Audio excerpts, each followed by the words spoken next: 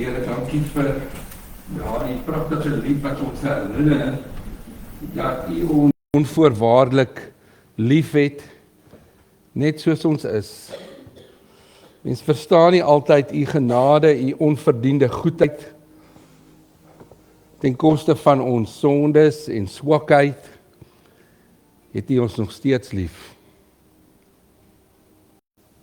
En het U aan 'n kruis gesterf om ons sondes te vergewe. Maar het U ook opgestaan om vir ons oorwinning en lewe in Jesus kan gee. Ons eer U en ons loof U en ons prys U en ons vra Here dat U woord aan ons sal openbaar, dat die woord ons vrymaak. Heilige Gees, kom verhelder ons verstand, kom roer ons harte, kom buig ons wil, sodat ons vir Jesus kan lewe en in oorwinning die U die eer kan gee. In Jesus naam. Amen.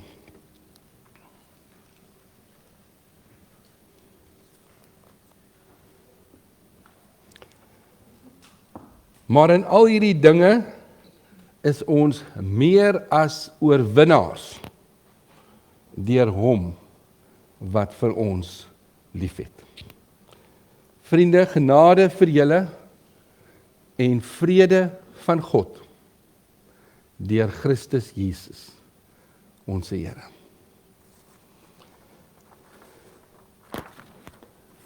Junie die 6de, 1944, tydens die Tweede Wêreldoorlog, het D-dag plaasgevind. Dis die grootste inval in die geskiedenis. Wes-Europa en Frankryk is deur die Nazi's in 'n greep gesit. En die geallieerde magte van Amerika en die UK, die United Kingdom en Canada het saam ingeval in een van die grootste aanvalle en invalle ooit. 150.000 mense, soldate op land, see en lug, het hulle 'n geweldige aanval geloods. D-dag. En dit was die dag wat die hele oorlog geswaai het, waar die deurbraak gekom het, waar hulle 'n voetstuk gekry het om eintlik van twee kante af aan te val. En waar die kameel se rug gebreek is. D-dag. 6 Junie 1944. En toe in 1945, amper 'n jaar later, was dit V-dag. Victory Day. En dit is toe Hitler selfmoord gepleeg het, Berlyn oorwin is en die Duitse onvoorwaardelik oorgegee het na 6 jaar se oorlog. Miljoene lewens is verloor. Maar daar was 'n D-dag toe daar 'n deurbraak gekom het en die oorlog eintlik gewen is, en daar was 'n V-dag waar hulle dit gevier het, Victory Day. Vriende, toe Jesus aan die kruis gesterf het, was dit ons geestelike D-dag.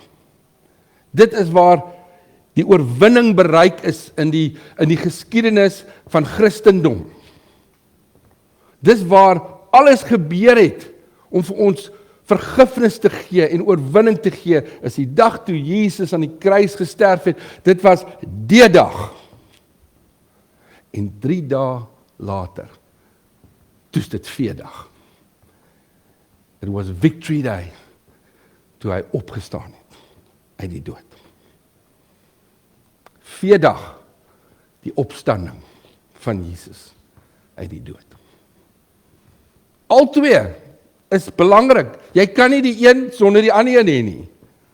Jy kan nie net D-dag hê nie. Jy kan nie net die kruisiging hê vir ons sondes nie. Want as Jesus nie opgestaan het nie, het dit nie saak gemaak nie. dan was ons geloof dood gewees in ons godsdienst. Dan het glad nie verskil van enige ander godsdienst nie. Maar wat ons verskil van enige ander godsdienst, is ons het 'n feesdag. Dit is 'n oorwinningsdag. Dis die opstandingsdag. En dit is vanuit daardie feesdag, out of Victory Day, that we now can live. Meer as 2000 jaar later, kan ons nou leef uit feesdag uit. Uit die opstandingsdag. En dis waar ons vandag gaan praat. Wat is die impak van die opstanding van Jesus? Nou kom ons lees bietjie saam uit Romeine 8 vers 31 tot 39. Romeine 8 vers 31 tot 39. Wat is nou ons gevolgtrekking oor al hierdie dinge? God is vir ons. Wie kan teen ons wees? Hy het sy eie seun nie gespaar nie, maar hom oorgelewer om oor almal te red, om ons almal te red. Sal hy ons dan nie al die ander dinge saam met hom uit genade skenk nie? Wie kan die uitverkorenes van God aankla? God self spreek hulle vry. Wie kan ons veroordeel? Christus Jesus het gesterf, maar meer as dit. Hy is uit die dood opgewek. Hy sit aan die regterhand van God en hy pleit vir ons. Hy het gesterf, maar meer as dit, daar is die dag, feesdag. Hy het opgestaan uit die dood, hy sit aan die regterhand van God en hy pleit vir ons. Vers 35. Wie kan ons van die liefde van Christus skei? Lyding of benoudheid of vervolging? Honger of naaktheid? Gevaar of swaard? Daar staan immers geskrywe, dit is oor U, dat die dood ons dag vir dag bedreig, dat ons so slagskape behandel word. Vers 37. Maar in al hierdie dinge is ons meer as oorwinnaars deur hom wat vir ons liefhet. Hiervan is ek oortuig, geen dood of lewe of engele of magte of teenswoordige of toekomstige dinge of kragte of hoogte of diepte of enigiets anders in die skepping kan ons van die liefde van God skei nie. Die liefde wat daar in Christus Jesus ons Here is. Mag die Heilige Gees ook sy woord vandag aan ons openbaar en seën. Die opstanding en die impak daarvan. Ons gaan kyk na 3 punte. Die eerste een is die opstanding bevestig dat God volkome vir ons is. En dan tweedens gaan ons kyk na die opstanding verseker dat niemand ons kan beskuldig of veroordeel nie. En derdens, dat die opstanding maak ons meer as oorwinnaars in elke lyding en verseker ons dat niks ons van God se liefde kan skei nie. Die opstanding bevestig dat God volkome vir ons is. In vers 31 sê dit, wat sal ons dan hiervan sê? Wat is nou die gevolgtrekking? Sê dit in 'n ander vertaling vir ons. Dit vloei uit, hy praat nou hiervan wat nou voorheen gesê is in Romeine 8 vanaf vers 1 tot 30. En dit word beskryf as Paulus se testament, die hart van die teologie. Baie mense sê, Jesus, maar as jy wil verstaan, waar gaan die hele evangelie? Lees hoofstuk 8, gaan lees dit hierdie week, regdeur. En dit praat van God se groot genade, en dat hy ons, dat deur Jesus Christus is ons vergewe van sondes, en die hou vas van sonde, en dat die Heilige Gees gekom het om ons 'n nuwe lewe van oorwinning te gee. En dat ons nie net slawe is van sonde nie, maar dat ons nou sy kinders geword het. Daar's 'n verskil tussen 'n slaaf en 'n kind. Dit sê daar so vers 31, God is vir ons. Ek wil jy moet dit hoor.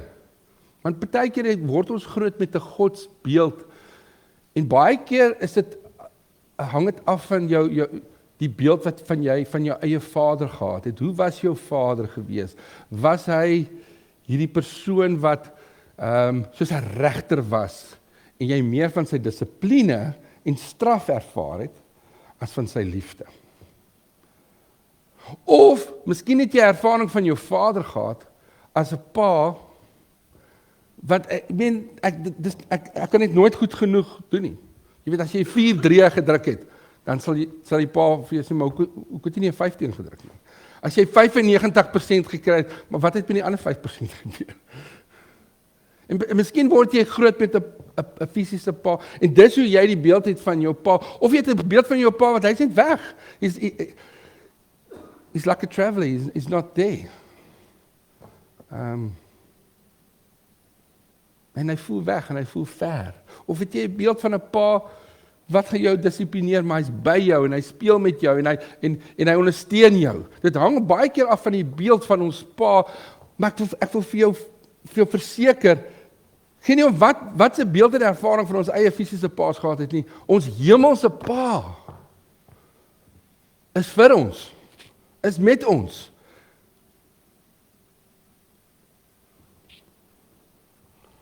En ons 'n geestelike band, dit beklemtoon 'n geestelike band wat daar tussen God die Vader en sy Seun en ons het.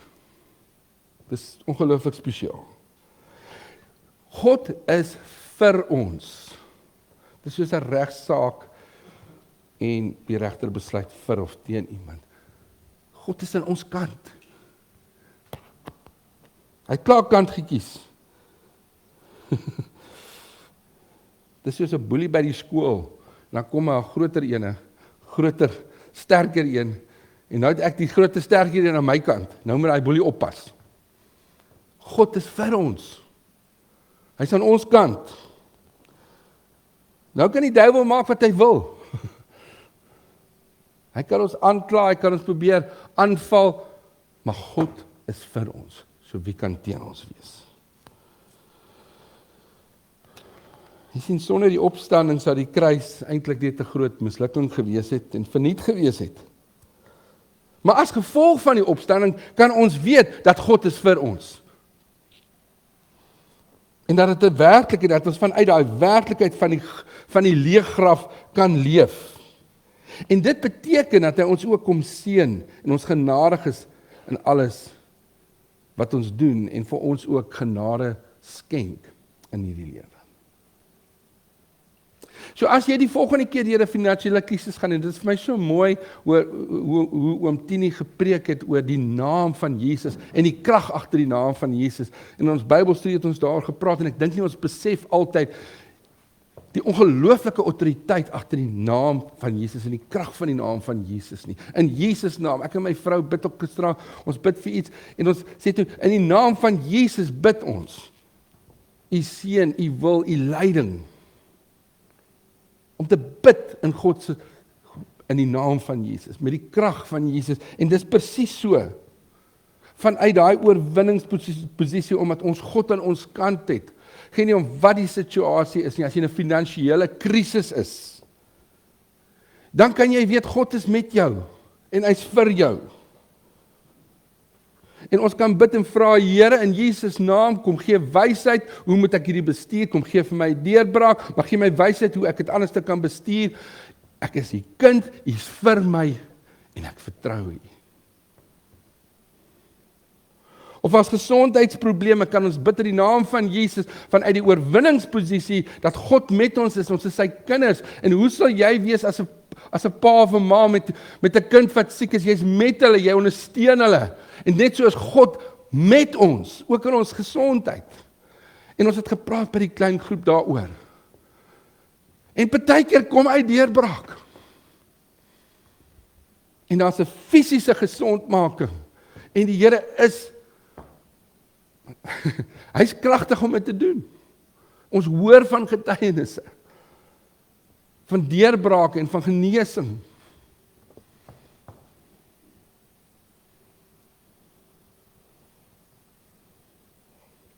Maar in ons broer Greg Baker se en sy familie se lewe Sy ma het daar nie daai fisiese genesing gekom toe sy 'n terminaal kanker gekry het nie. Maar daar was 'n geestelike genesing. Daar was 'n emosionele genesing. Toe ek met die seuns praat, daar's 'n ongelooflike band. Partykeer is daar emosionele genesing, partykeer is daar geestelike genesing. Ek sal nooit vergeet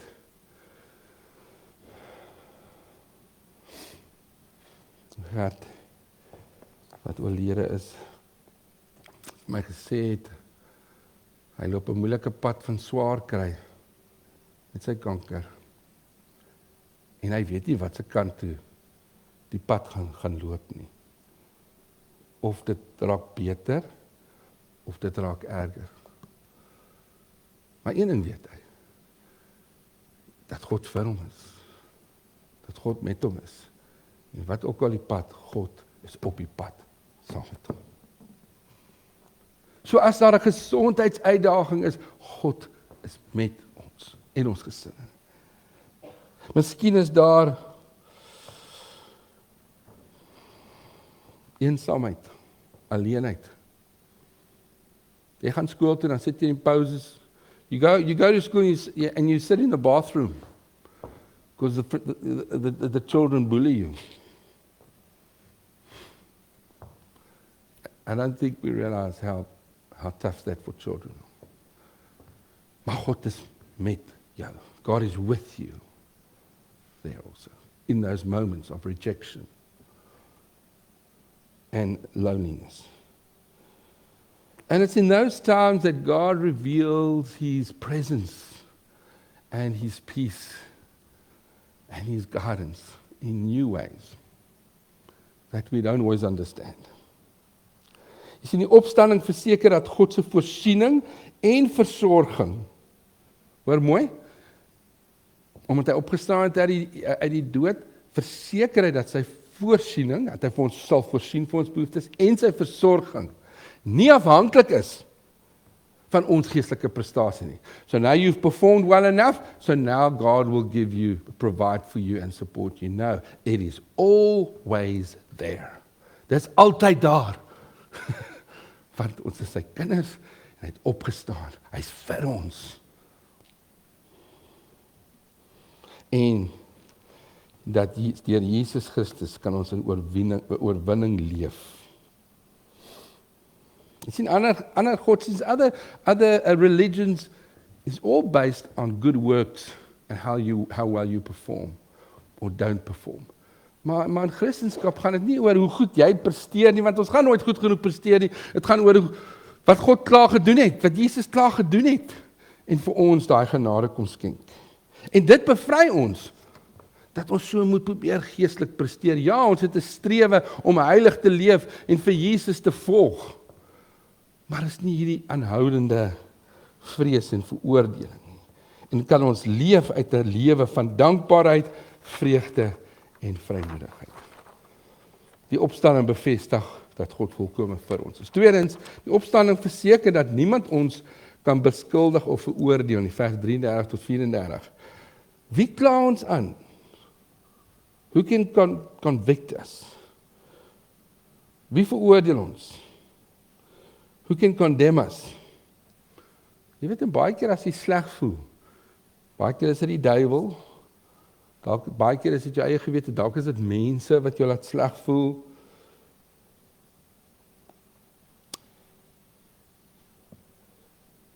Maar daar is geen klagstate vir ons sonde nie. Dis wat die opstanding, dit is die impak van die opstanding. Daar's nie 'n klagstaat en dan moet nou 'n straf wees nie. As jy If you've given your life to Jesus and you're following Him once and for all, He's forgiven us. Yes, we have to continuously, just like in any relationship, ask for forgiveness. Ons vra vir vergifnis om my verhoudings te herstel en te versoen. Maar dis eens en vir altyd. Dit hou ons vergewe en Hy gee vir ons oorwinning sodat daar nie 'n beskuldiging en veroordeling teen ons kan wees nie. Hy het ons skoon gemaak. Dit sê eintlik, hy sit in die regterhand van God en hy pleit vir ons, hy bid vir ons. So when God looks at us through Jesus, He sees we are clean. Why? Because Jesus didn't just die for our sins, He was resurrected to life. And he's interceding for us. Hy bid vir ons. Hy het alles klaar gedoen. Dis nie net 'n historiese feit nie, maar die basis van ons regverdigmaking. Die Griekse woorde verbind die intersessie en die opwekking van Jesus. Romeine 4 vers 25, hy is vanweë ons oortredinge oorgelewer en hy's opgewek sodat ons vrygespreek kan word. 1 Korintiërs 5:17, en as Christus nie opgewek is nie, is julle geloof waardeloos en is julle nog gevange in julle sonde. So when you wake up in the evening and you feel guilty because of something that's wrong that you've done, and you think you've fallen, en jy het geval, en God het jou verwerp, dan jy weet jy kan staan in die opstanding van Jesus. Romeine 8:1, daar is geen veroordeling vir die wat in Christus. There is no more condemnation for those who are in Christ Jesus. Ja, sonde gaan ons skuldig laat voel. Die duiwel gebruik dit. Jy voel sleg, hy vat jou in sirkels. Die Heilige Gees kom oortuig. Wys vir jou wat's reg en verkeerd. En hy sê, daar's geen veroordeling nie, as jy in my is. Niemand kan ons aankla nie. Want Jesus leef, en hy pleit vir my en jou. En dit, wie wat doen dit? Dit loop oor in berou. Dit is so interessant as jy hoor van mense wat regtig, jy weet, van die tieners op die kamp wat ons wat getuig van hoe nader ek aan die Here beweeg, hoe meer laat ek toe dat die Heilige Gees my oortuig wat verkeerd is, en ek kompromeer nie maar net nie. En as ek dit doen, dan leef ek meer in 'n lewe van berou. So dis nie hierdie veroordeling en ek voel sleg nie, dis 'n oortuiging, en ek het berou, en ek vra vergifnis, en ek het belydenis, en vrede, in plaas van selfverwerping.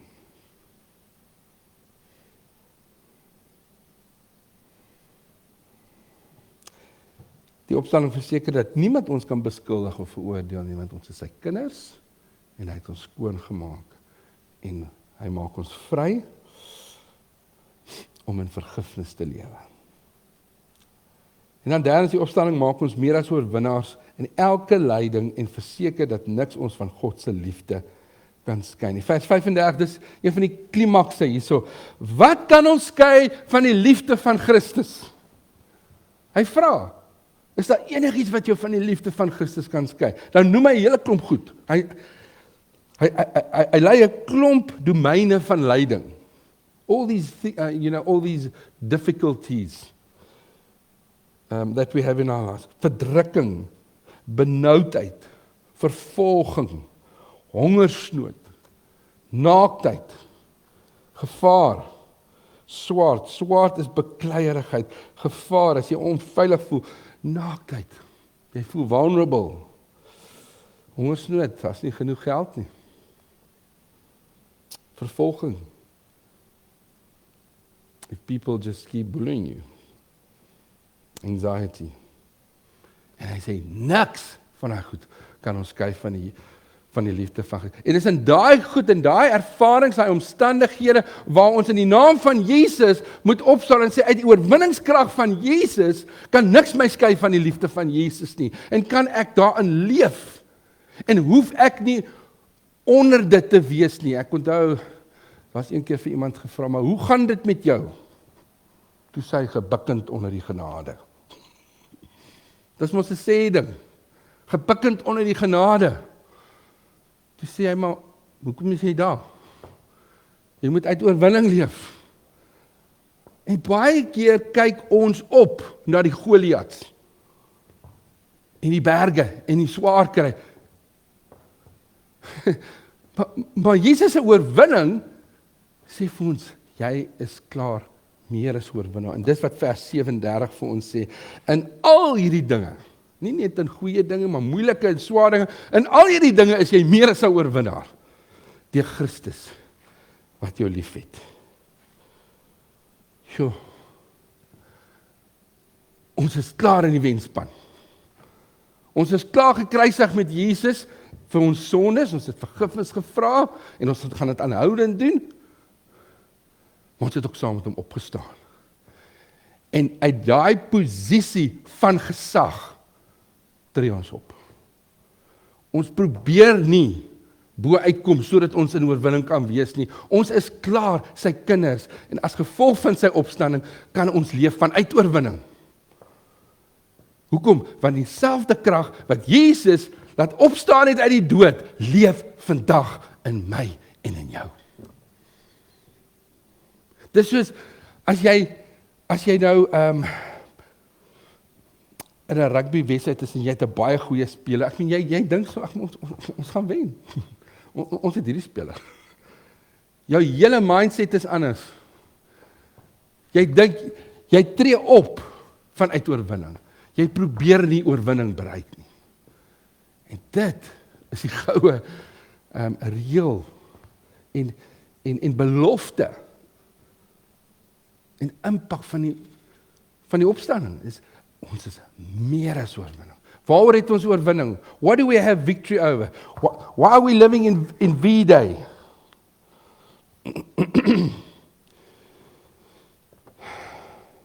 Vir 1 Korintiërs 15:26, die laaste vyand wat vernietig is die dood.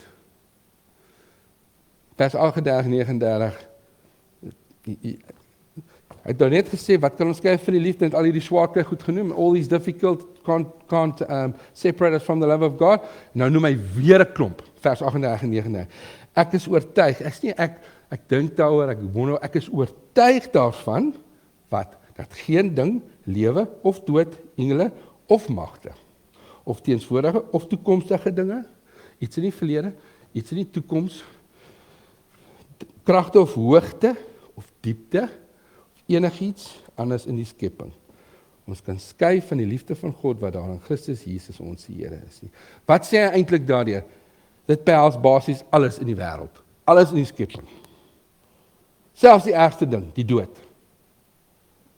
Niks kan my en jou skei van die liefde van Christus nie. Toe die Baker familie daardeur gaan hierdie week en hulle ma word blaas haar laaste asem uit. Toe beleef hulle dat daar is oorwinning oor die dood.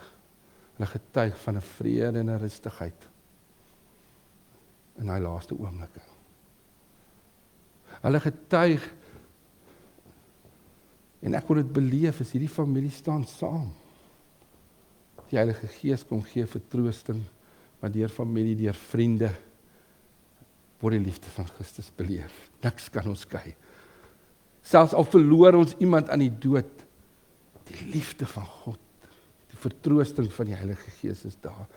Die liefde en die omgee van mense, ewe skielik begin mense bel en omgee en jy weet nie eens wie hulle is en hoekom is hulle nou daar? En hulle gee om Jesus wat sy liefde deur mense wys. Niks kan ons skei van die liefde wat aan Jesus Christus is nie. Dis die opstanding se impak. Nie eens die dood nie. Maar Jesus moes self eers doodgaan om die dood te oorwin, om vir ons te verseker dat ons 'n ewige lewe kan hê, sodat die dood 'n oorgang tot 'n nuwe lewe is. Sodat as ons doodgaan en ons is kinders van God, dan verander ons adres. En ons gaan na 'n nuwe adres toe. Nie eers die dood nie. Kan ons skei van die liefde van God. So as daar in hierdie wêreld swaar kry, egskeiding, verbreking van verhoudings is, siekte, ekonomiese ineenstorting, geestelike aanvalle. Geen nie om wat nie. Ek is meer as 'n oorwinnaar deur Jesus wat my liefhet, omdat hy uit die dood uit opgestaan het. I can live out of V-Day. D-Day is already done. Now it's V-Day. Ja, Here, vergewe my. Elke dag opnuut. maar ek probeer nie nou om reg te leef nie. Ek is sy kind. En as ek in daai fight ingaan die volgende dag, dan kyk ek neer. En ek weet, ek is klaar 'n oorwinnaar. Ek kyk nie na my Goliat en sien hoe groot hy is nie. Ek kyk nou op my God en hoe groot hy is, en hoe ek Goliat moet beklei. Ek is meer as 'n oorwinnaar. So vriende, ek moedig jou aan. Laat ons in hierdie tyd onthou dat die opstanding beteken dat ons vanuit oorwinning kan lewe. En dat niks ons kan skei van die liefde van Christus nie. Sodat ons in die naam, in die kragtige naam van Jesus kan bid, dat God sal ingryp en sal deurbrake bring. In ons familielewe, in ons finansiële lewe, in ons ekonomiese lewe. En dat hy het die toekoms in sy hande. En hy het 'n plan. En hy het 'n doel met my en jou. Lees dit, glo dit, bid dit oor jou familie.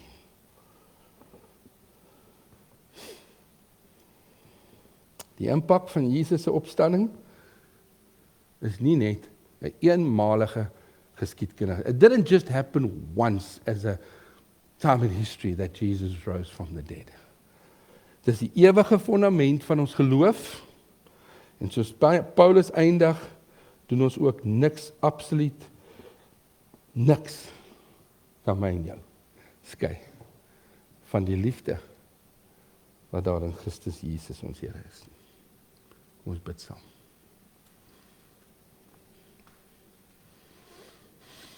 Here, dis bemoedigend.